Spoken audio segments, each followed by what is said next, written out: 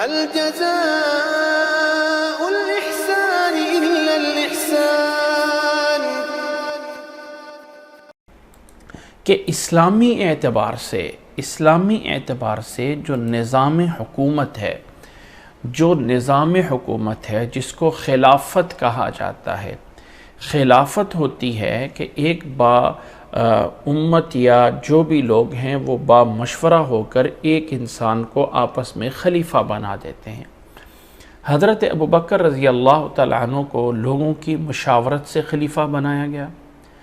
حضرت عمر رضی اللہ تعالیٰ عنہ کی خلافت اس طرح آئی تھی کہ حضرت ابوبکر رضی اللہ تعالیٰ عنہ نے اپنے آخری وقت میں اپنی زندگی کے اندر ہی حضرت عمر رضی اللہ تعالیٰ عنہ کو خلیفہ نامزد کر کے گئے تھے۔ گویا کہ حضرت عمر رضی اللہ تعالیٰ عنہ کی خلافت حضرت ابوبکر رضی اللہ تعالیٰ عنہ کے آرڈر پہ ہوئی تھی، ان کی وصیت اور زندگی میں بنا کے گئے تھے۔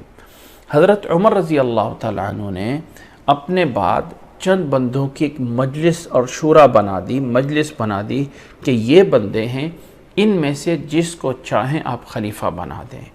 نوٹ کریں، ابوبکر رضی اللہ تعالیٰ عنہ ایک امت مسلمہ کے مشورے سے بنائیں گے، اور حضرت ابوبکر نے نامزد کر کے اپنے بعد خلیفہ بنایا، نامزد کر کے، اور پھر حضرت عمر رضی اللہ تعالیٰ عنہ نے اپنے بعد چند لوگوں کو منتخب کر دیا کہ ان میں سے جس کو چاہو آپس میں خلیفہ بنا لو۔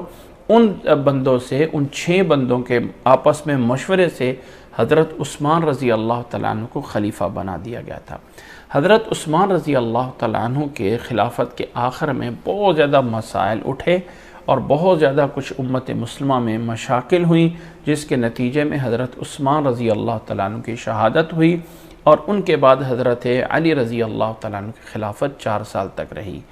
حضرت علی رضی اللہ تعالیٰ عنہ کی خلافت کے بعد بہت سارے مسائل رہے، بہت سارے مسائل تاریخ اور ہسٹری میں چلتے ہیں۔ یہاں پر ایک چیز سمجھنا ہے کہ اسلامی جو ایک حکومت ہے، اس کے اندر خلافت بھی موجود ہے، اور اسلام کے اندر جس کو ہم ملوکیت کہتے ہیں، بادشاہت کہتے ہیں، ملک بننا کہتے ہیں، یہ بھی موجود ہے۔ یہ آج کل دنیا کے اندر ایک مغرب پسند لوگ یا ایک ایسی ذہنیت پائی جاتی ہے کہ اگر کوئی نظام صحیح ہے تو وہ صرف اور صرف جمہوریت ہے۔ جو جمہوریت ہے یہ اسلامی جمہوریت نہیں ہو سکتی ہے، یعنی اس جمہوریت کے اندر اختیار کسی ایک بندے کے پاس نہیں ہوتا، اس کو اختیارات کو تقسیم کر دیا جاتا ہے۔ جب اگر کوئی ایک بندہ کام کرنا بھی چاہتا ہے تو کوئی دوسرا نہیں کرنا چاہتا ہے تو وہ کام نہیں کر سکتا ہے۔ جو بادشاہت ہوتی ہے اس میں ایک بندے کے پاس فل پاور ہوتی ہے، وہ جس کو چاہے سیدھا کر سکتا ہے اور جس کو چاہے توڑ سکتا ہے، جس کو چاہے بنا سکتا ہے۔ اور خلافت میں بھی یہی ہوتا ہے۔ خلافت یا ملوکیت میں فرق صرف اتنا یہ ہے کہ خلیفہ اپنے بعد کسی کو اپنا ولی عہد بھی بنا سکتا ہے، اور اس ولی عہد میں بیٹے کو بھی بنا سکتا ہے۔ اب جب بیٹے کو بنا دیا تو اس کو ملوکیت کہا جاتا ہے۔ اگر ملوکیت صحیح ہو اور ملک اور بادشاہ جو ہے اللہ یا اللہ کے رسول سے ڈرنے والے ہوں، تو یہ عین وہی نظام ہے جو اسلامی حکومت کا نظام ہے۔ وہ الگ بات ہے کہ بادشاہ کا یعنی دیندار نہ ہونا، اس کا احکامات کا لحاظ نہ کرنا، اس کی وجہ سے برائیاں تو ہو سکتی ہیں، لیکن از روح نظام یہ کہہ دینا کہ ملوکیت اسلام کے اندر بہت ہی بڑا جو ہے نعوذ باللہ جرم تھا، یہ تھا، فلاں تھا، ایسا نہیں تھا۔ اللہ تعالیٰ نے اس ملک اور ملوک کو بنی اسرائیل میں بھی بطور نعمت کے ذکر کیا ہے کہ بادشاہ ہونا یہ بطور نعمت کے ایک چیز کو ذکر کیا ہے۔ وَجَعَلَكُمْ مُلُوكًا کہ تمہیں بادشاہ بنایا ہے، اور اس کو بطور نعمت کے جو اب حضرت داؤد علیہ السلام کو اللہ تعالیٰ نے ملک اور بادشاہ بنایا تھا، اور حضرت داؤد علیہ السلام کے بعد ان کے بیٹے حضرت سلیمان علیہ السلام بادشاہ اور ملک بنے، جنہیں اللہ تعالیٰ نے خلیفہ کہہ کے نہیں پکارا، جنہیں اللہ تعالیٰ نے بادشاہ اور ملک کہہ کے پکارا ہے۔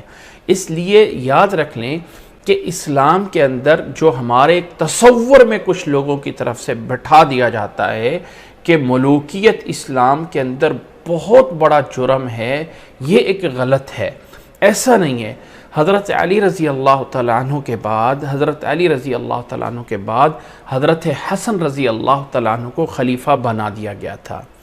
دوسری سائڈ پہ شام کے اندر حضرت معاویہ رضی اللہ تعالیٰ عنہ کی ان کی ایک ریاست تھی، انہوں نے کچھ وجوہات کی بنیاد پہ کچھ جو حضرت عثمان رضی اللہ تعالیٰ عنہ کی شہادت کے موقع پہ چلتی تھیں، اور حضرت علی اور حضرت معاویہ رضی اللہ تعالیٰ عنہ کے درمیان میں کچھ منافقین اور یہود نے آپس میں کچھ غلط فہمیاں کی بنیاد پہ یہ الگ الگ دو حکومتیں ہوئیں۔ حضرت علی رضی اللہ تعالیٰ عنہ کے خلافت مدینہ سے یہ جو ہے دارالخلافہ چھوڑ کے کوفہ میں جو ہے وہ چلے گئے، اور شام کے اندر حضرت معاویہ رضی اللہ تعالیٰ عنہ کی خلافت رہی 4 سال تک آپس میں۔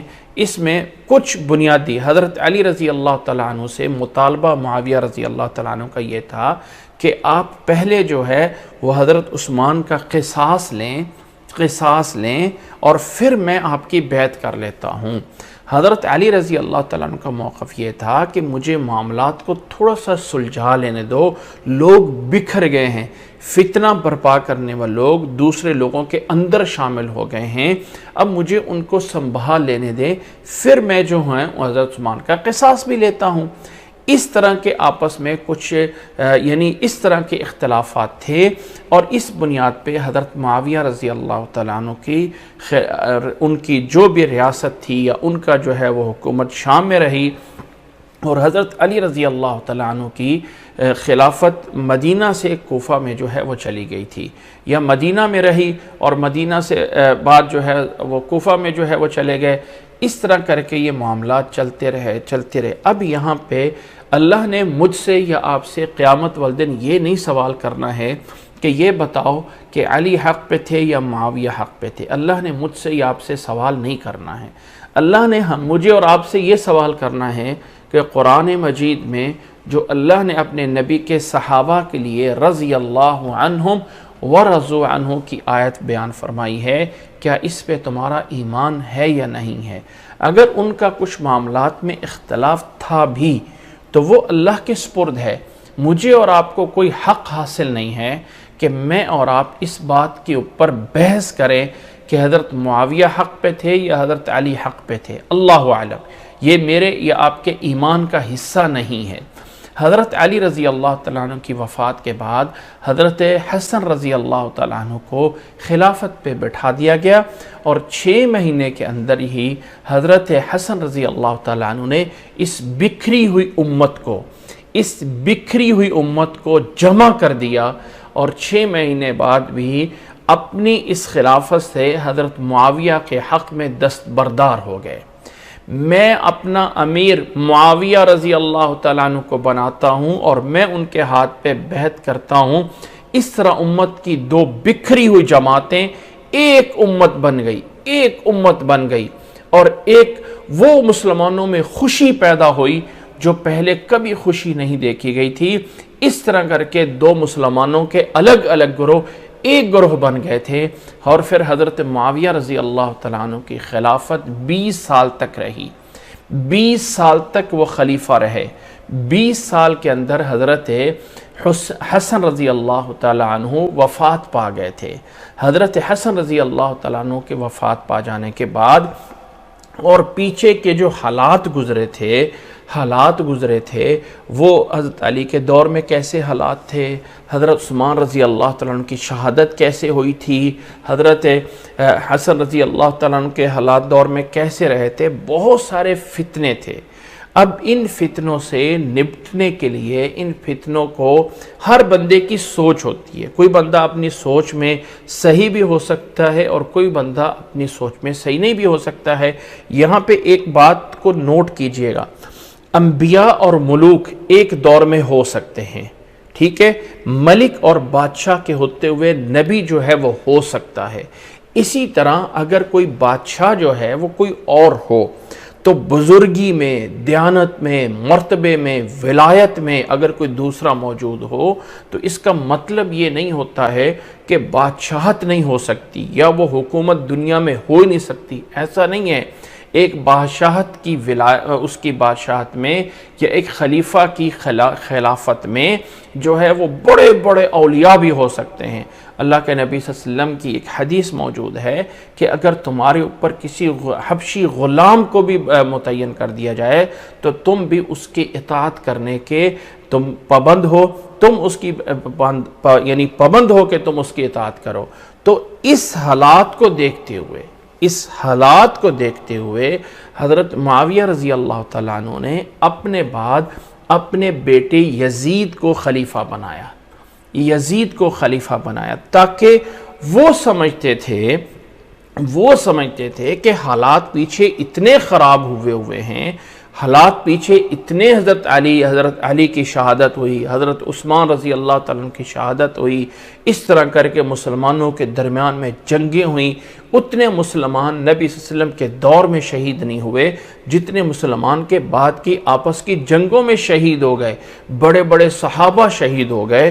وہ اپنی طرف سے معاملات کو سلجھنا چاہتے تھے۔ ایسا نہیں ہے، نعوذ باللہ چند لوگوں نے کتابیں لکھی ہیں اور اس بات کے اوپر زور لگایا ہے کہ اسلام میں سب سے پہلے ملوکیت لانے والے معاویہ رضی اللہ تعالیٰ عنہ تھے، اور انہوں نے ملوکیت کی بنیاد رکھی کہ انہوں نے اپنے بیٹے کو خلیفہ بنا دیا۔ ان کے بیٹے کا نام یزید تھا، یزید بن معاویہ رضی اللہ تعالیٰ عنہ۔ حضرت معاویہ رضی اللہ تعالیٰ عنہ ایک صحابی ہیں، ان کا بیٹا صحابی نہیں ہے۔ بتانا انہوں نے اپنی طرف سے یہ اس لیے بنایا تاکہ جو ہے وہ اسلامی حکومت کے حالات کو بہتر کیا جائے۔ ہر بندے کی رائے غلط بھی ہو سکتی ہے، کوئی بندہ اپنی رائے میں صحیح بھی ہو سکتا ہے، لیکن اس بات پہ پوائنٹ اٹھانا کہ اپنے بیٹے کو خلیفہ نامزد کرنا بہت بڑا جرم تھا۔ یہ والا پوائنٹ جو ہے جو لوگوں میں اٹھا کے اچھل کے بیان کیا جاتا ہے، یہ غلط ہے۔ ایک طرف میں آپ کو تھوڑا سا ایک بیک گراؤنڈ سمجھاتا ہوں۔ ایک طرف جرم یہ ہے کہ معاویہ رضی اللہ تعالیٰ عنہ نے اپنے بیٹے یزید کو خلیفہ کیوں بنایا، یہ بہت بڑا جرم کیا۔ اور دوسری طرف مطالبہ کیا ہے، دوسری سائڈ پہ جو مطالبہ کیا ہے، وہ مطالبہ یہ ہے کہ حضرت علی کے بعد خلیفہ ان کے بیٹے حضرت حسین ہونے چاہیے تھے۔ یعنی جس چیز کے اوپر عیب لگایا جاتا ہے کہ باپ کے بعد بیٹا کیوں بنا، دوسری سائڈ پہ جو مطالبہ ہے وہ بھی وہی ہے۔ یا تو کو مطالبہ غلط ہے یا تو مطالبہ بدلو نا، یہ کو حضرت علی کے بعد جو ہے وہ کوئی دوسرا خلیفہ بننا چاہیے، مطالبہ بھی تو یہی ہے نا کہ باپ کے بعد بیٹا بننا چاہیے۔ اور اعتراض کس چیز پہ ہے کہ باپ کے بعد بیٹا کیوں بن گیا، باپ کے بعد بیٹا کیوں بن گیا۔ میں اس بات پہ بحث نہیں کر رہا ہوں کہ یزید صحیح ہے یا غلط ہے، حالات صحیح ہیں یا غلط ہیں، میں اس پہ کے اوپر کوئی بحث نہیں کر رہا ہوں، لیکن ایک تبرہ کرنا اور ایک مجرم قرار دینا اور یزیدی کہہ کے برا بھلا کہنا یہ غلط ہے، یہ جائز نہیں ہے۔ وہ اپنے معاملات میں صحیح تھے یا صحیح نہیں تھے وہ اللہ اعلم، لیکن یہ مجھے یا آپ کو وہ حق حاصل نہیں ہے کہ ہم جو ہے وہ تبرہ کر کے اور برائیوں کی نسبت جو ہے ادھر کر رہے ہیں۔ حضرت حسین رضی اللہ تعالیٰ عنہ کی شہادت اسلام کے اندر بہت بڑی یعنی شہادت ہے، بہت بڑا مظلومانہ واقعہ ہے، ایک مظلومانہ واقعہ ہے حضرت حسین رضی اللہ تعالیٰ عنہ کی شہادت کا، واقعہ کربلا کا۔ حضرت حسن رضی اللہ تعالیٰ عنہ حضرت معاویہ کے دور میں وفات پا چکے تھے۔ اب حضرت حسن رضی اللہ تعالیٰ عنہ کے بعد حضرت معاویہ نے دیکھا کہ اب میں نے حالات کو بہتر سمجھنا ہے، حالات کو کنٹرول کرنا ہے، میرا بیٹا میرے ساتھ 20 سال سے جو ہے وہ چل رہا ہے، میں اس کو جو ہے خلیفہ بنا دوں تاکہ حالات کو کنٹرول کیا جائے۔ انہوں نے اپنے بعد اپنے بیٹے یزید کو خلیفہ بنا دیا، اور حضرت حسین رضی اللہ تعالیٰ عنہ اس وقت زندہ تھے۔ اس طرح کر کے کوفہ والوں نے حضرت حسین رضی اللہ تعالیٰ عنہ کو ورغلایا، کہ آپ مدینہ چھوڑ کے کوفہ میں آ جائیں اور آپ کی خلافت کنفرم ہوگی، آپ کی خلافت کنفرم ہوگی، وہ اس ورغلانے میں آ گئے، یا اس میں جو ہے وہ آ گئے۔ حضرت حسین رضی اللہ تعالیٰ عنہ کا جو موقف تھا وہ یہ تھا کہ اللہ کے نبی صلی اللہ علیہ وسلم کے بعد ان کی آل میں سے ابھی وہ موجود ہیں، اور ایک وقت میں حکومت میں کچھ ایسی چیزیں ہیں جو صحیح نہیں ہو رہی ہیں، اور یہ ہر دور میں ہو سکتا ہے کہ بہت ساری چیزیں ہیں جو صحیح نہیں ہو رہی ہیں، یہ میرا ایک حق بنتا ہے کہ میں ان چیزوں کی اصلاح کروں۔ حضرت حسین رضی اللہ تعالیٰ عنہ بھی اپنی طرف سے نیک نیتی پہ تھے، یہ نہیں ہے کہ وہ حکومت چاہتے تھے اور وہ حکمران بننا چاہتے تھے، لیکن اپنی طرف سے وہ بھی معاملات کی اصلاح کرنا چاہتے تھے۔ اس کے اندر کچھ لوگ الگ سے فتنہ باز تھے جن کا مقصد ہی فتنہ بھرپا کرنا ہے، اور یہ وہ گروہ فتنہ باز ہے جو آج تک ان معاملات کو اٹھا کے اپنا روٹی پانی چلائے بیٹھا ہے، اور اس فتنے کو بھرپا کر کے نعوذ باللہ اللہ کے نبی صلی اللہ علیہ وسلم کے صحابہ پہ انگلی اٹھانا اور صحابہ کو برا بھلا کہنا، خلفائے راشدین کو نعوذ باللہ اسلام سے خارج کرنا، حضرت عائشہ رضی اللہ تعالی عنہ کو ان کے اوپر تہمت لگانا اور برا بھلا کہنا، یہ ایک ایسے فرقے نے اس چیز کو چلایا ہوا ہے جس کا اسلام سے بظاہر حالات ایسے ہیں، جو چیزیں بیان کی جاتی ہیں، جو دلائل دیے جاتے ہیں کہ اس کو جو ہے جب نہیں مانا جا رہا تو ان چیزوں کا اسلام سے کوئی تعلق نہیں ہوتا۔ میں صرف اس بات میں اتنی بات ایڈ کرنا چاہتا ہوں، حالات یا ہسٹری بیان کرنا میرا مقصد نہیں ہے، میرا مقصد یہ کہ یہ والا پوائنٹ جو اٹھا دیا جاتا ہے کہ ملوکیت اسلام کے اندر جو ہے وہ بہت بڑا جرم ہے، اور ملوکیت کی بنیاد اسلام کے اندر سب سے پہلے معاویہ رضی اللہ تعالیٰ نے رکھی تھی، تو ایسا نہیں ہے۔ ملوکیت اسلام میں جرم نہیں ہے، اسلام میں ملوکیت جرم نہیں ہے۔ ملوکیت اگر اچھے انداز سے ہو جائے تو جمہوریت سے ہزارہ گنا بہتر ہوتی ہے۔ اب اس دور میں کون حق میں تھا، کون حق پہ نہیں تھا، میں اس پہ بحث نہیں کرنا چاہتا ہوں، صرف اتنا بتانا چاہتا ہوں کہ حضرت حسین رضی اللہ تعالیٰ عنہ کی شہادت کربلا میں ہونا ایک بہت بڑی مظلومیت کا واقعہ ہے، لیکن اس کے نتیجے میں یزید کو گالیاں نکالنا اور بہت ہی برا بھلا اور کہنا کہ کفر، وہ کفر جو یزیدی کفر تھا اور یہ تھا اور وہ تھا، زبانیں کھول کے ہم لوگ رکتے نہیں ہیں۔ دیکھیں میں ایک چھوٹی سی بات بتا دوں، کسی کا باپ قاتل ہو، کسی کا باپ مجرم ہو، جب کوئی انسان دنیا سے چلا جاتا ہے تو اس کو بھی گالی نکالنا صحیح نہیں ہوتا۔ دنیا سے جو چلا جاتا ہے اس کو جو ہے وہ برا، اتنا برا بنا دینا، اتنا برا بنا دینا کہ یہاں سے کفر کی جو انتہا، جو فرعونیت ہے، اس سے بھی آگے کہیں چلا گیا ہے، تو ایسا نہیں ہے، ایسا نہیں۔ اس حکومت کے معاملات میں اس یزید کا صحیح ہونا یا غلط ہونا یہ ایک اپنا چیپٹر ہے، اپنی جگہ پہ ہے، لیکن تبرہ کرنا اور برائی بولنے میں حد سے گزر جانا، اور مسلمان جو ہے اس معاملے کو یہ کہہ دینا کہ حضرت معاویہ رضی اللہ تعالیٰ نبی اسلام کے صحابی ہیں، کاتب وحی ہیں، اللہ کے حضرت عمر رضی اللہ تعالیٰ عنہ کے دور سے ان کے پاس جو ہے وہ ایک گورنر کی حیثیت سے رہے ہیں، اور حضرت معاویہ رضی اللہ تعالیٰ عنہ کا اتنے بڑے صحابی ہیں، اللہ کے نبی صلی اللہ علیہ وسلم کے جو چند چیدہ لوگ ہیں ان میں حضرت معاویہ رضی اللہ تعالیٰ عنہ بھی ہیں، بڑے صحابہ کے اندر۔ اب اس کے نتیجے میں ان کے اوپر انگلی اٹھانا کہ انہوں نے ملوکیت کی ابتدا رکھی تھی، ملوکیت کو انہوں نے بنایا تھا، یہ تھا وہ تھا، یہ غلط ہے۔ میں صرف اور صرف اس بات پہ، اس پوائنٹ پہ جو ہے وہ نوٹ دینا چاہا ہے کہ ملوکیت جو ہے یعنی اسلام کے اندر جرم نہیں ہے، ملوکیت اسلام کے اندر جرم نہیں ہے، گناہ نہیں ہے۔ ضرورت کے مطابق جو ملک ہوتا ہے وہی خلیفے کی طرح ہوتا ہے، اور ملک اگر ایک نیک ایماندار صحیح ہو تو جمہوریت سے ہزارہ گنا بہتر ہوتا ہے، جمہوریت سے ہزارہ گنا بہتر ہوتا ہے۔ جمہوری نظام اسلامی نظام نہیں ہے۔ جمہوری نظام میں ایسا ممکن ہے کہ آپ ایک ایسا قانون متفق ہو کے پاس کر دیں جو اللہ کی طرف سے یا اللہ کے رسول کی طرف سے نہیں ہے. اور ایسا ہو رہا ہے، ایسا ہوتا ہے کہ اللہ اور کہتا ہے، اللہ کے نبی اور کہتے ہیں، اور جمہوریت کے اندر سارے ممبران سے ایک چیز پاس ہو جاتی ہے اور اس کو قانون بنا دیا جاتا ہے.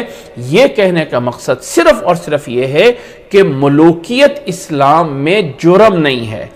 کہ موجودہ دور میں ملوکیت فلاں پہ ہے، فلاں بادشاہ دیکھ لو، فلاں، اس کے اوپر میری بحث ہے ہی نہیں ہے. صرف پوائنٹ یہ ہے کہ یہ جرم اسلام میں نظام حکومت ملوکیت کا جرم نہیں ہے. یہی نظام اسلام کا حکومت کا ہے، یا ملک ہونا ہے یا خلیفہ ہونا ہے. اگر ایک خلیفہ نے اپنے بیٹے کو بنا دیا ہے تو یہ کوئی جرم نہیں ہو گیا اسلام کے اندر. حضرت معاویہ رضی اللہ تعالیٰ عنہ نے اپنی طرف سے اصلاح کرنی چاہی. ان کا مقصد یہ نہیں تھا کہ اب میں حکومت اپنی اولاد میں جو ہے لانا چاہتا ہوں. ان کا مقصد صرف یہ تھا کہ اس نظام کو تھوڑا سا سنبھالا جائے. حالات کیسے ہوتے ہیں، علم غیب اللہ تعالیٰ رکھتا ہے، بعد میں کیا ہونا ہے، کیسے ہونا ہے.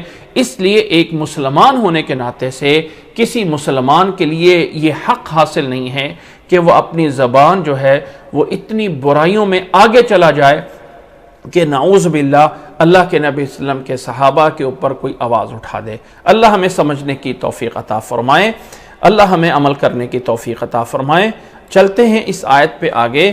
بتانا مقصد یہ تھا کہ اللہ تعالیٰ نے موسیٰ علیہ السلام کی قوم میں، موسیٰ علیہ السلام نے کہا یا قوم اذکروا نعمت اللہ علیکم، اے میری قوم اللہ کی نعمتوں کو یاد کرو جو اللہ نے تمہارے اوپر کی ہیں. اذ جعل فیکم انبیاء وجعلکم ملوکا، کہ اللہ نے تمہیں انبیاء بنایا ہے اور اللہ نے تمہیں جو ہے وہ ملوکن ملک بنایا ہے، بادشاہ بنایا ہے. وَآتَاكُمْ مَا لَمْ يُؤْتِ أَحَدًا مِّنَ الْعَالَمِينَ، اور اللہ تعالیٰ نے تمہیں وہ کچھ دیا ہے جو عالمین کو بھی اس دور میں نہیں دیا تھا. پھر اللہ تعالیٰ نے آگے اس بات کو چلتے فرمایا کہ موسیٰ علیہ السلام نے کہا تھا یا قوم ادخلوا الارض المقدسۃ التي كتب اللہ لکم، اے میری قوم کے لوگ اس مقدس زمین میں داخل ہو جاؤ جو اللہ نے تمہارے لیے لکھ دی ہے. وَلَا تَرْتَدُّوا عَلَىٰ أَدْبَارِكُمْ فَتَنْقَلِبُوا خَاسِرِينَ، اور اپنی پیٹھ کے بل مت پھرو، مت بدلو، ورنہ تم خسارہ پانے والوں میں سے ہو جاؤ گے. یہ مقدس زمین فلسطین کی زمین ہے جہاں پہ انبیاء علیہ السلام یہاں پہ جو ہے وہ بستے رہے تھے، اور انبیاء علیہ السلام جو ہے وہ یہاں پہ جو ہے وہ رہے تھے.